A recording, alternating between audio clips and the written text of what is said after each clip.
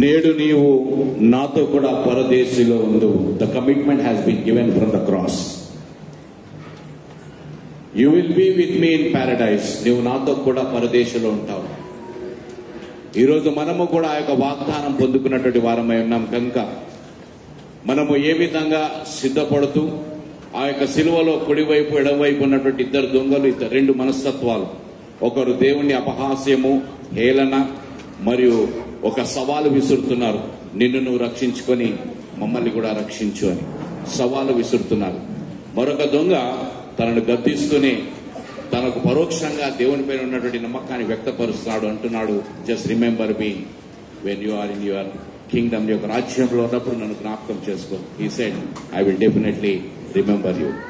Whoever we are, మనం ఏ స్థితిలో ఉన్నా, ఏ పరిస్థితిలో ఉన్నా దేవుడు తన యొక్క వాగ్దానం నెరవేరుస్తారని మరొకసారి శిలువ ద్వారా రెండవ పలుకు ద్వారా మనల్ని బలపరిచాడు.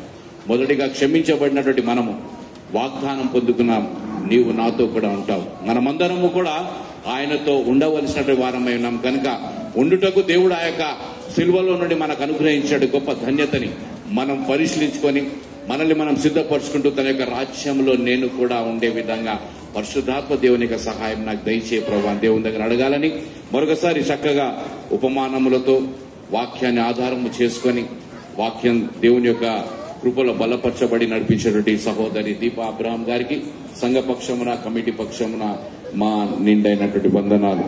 మూడవ మాటగా